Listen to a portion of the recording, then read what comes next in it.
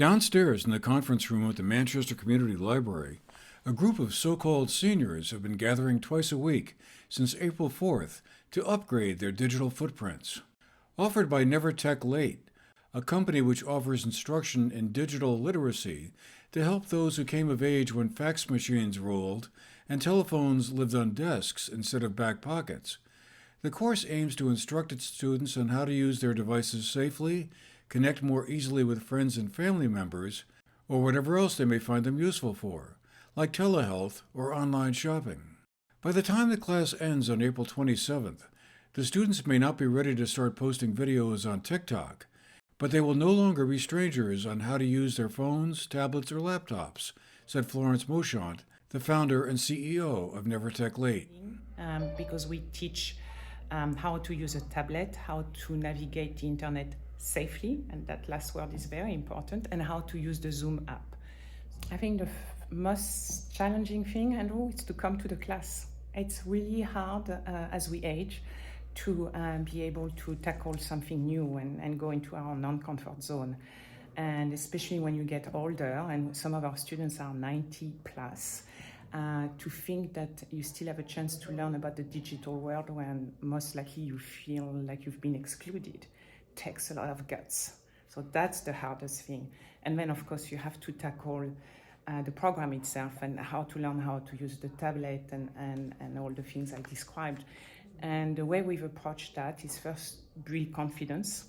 Second, as you can hear from my accent, I have some skills in understanding what happens when you don't speak the language, the local language. And learning about tech is really learning about a new language. So we insist on this mastery of the vocabulary, and we do that through a lot of gamifications. Our programs have been designed by a university and people experts in teaching others, and especially non-traditional students. We also use step-by-step. It's very, we have today in the first lesson, we're actually teaching students how to open a Gmail account so that they can load up the Zoom app. There's 23 steps. So this is how we manage, hopefully, to help our students. And at the end of the day, I don't know how to answer the question besides the fact that the toughest thing is to come to class. It's not the first time the class has been offered at the library. It was offered last fall, and one of the students who attended that first series, Jean Morris, got so much out of it that she returned for a second round. But this time as an assistant to the online instructors and Florence Mouchant, who were teaching the class. Well, I wanted to learn to be able to connect with the outside world, frankly.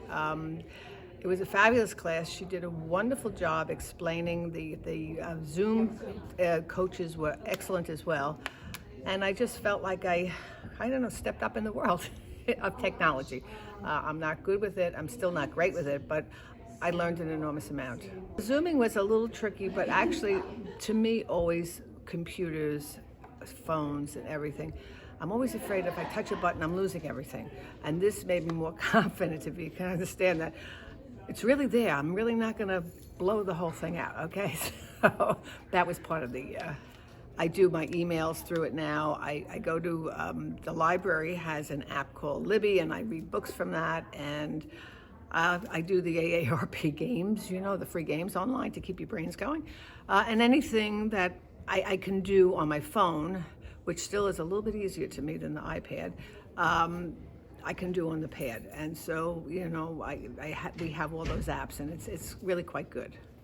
Never Tech Late began in the fall of 2019, and the arrival of the pandemic a few months later made the value of its classes for seniors even more obvious. The lessons cover things like saving and sharing content, internet navigation, safety and security, cybercrime, and general computer terminology. Offering the class is a natural fit with the library's overall mission, said the library's executive director, Ed Surgeon.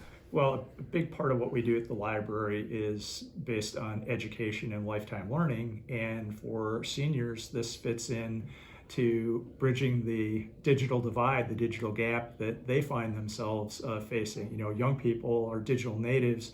They were born using all of these devices, smartphones, tablets, etc. And those of us that are a little older have to take some time to learn it. And today, so much of our life is led in the digital realm. So whether it is for your healthcare, your personal finances, or just for social interaction, it's really important that we all know how to do this. So look out, Silicon Valley. Your next confusing chatbot may no longer be all that mysterious to these digital warriors. For the GNAT-TV News Project, I'm Andrew McKeever.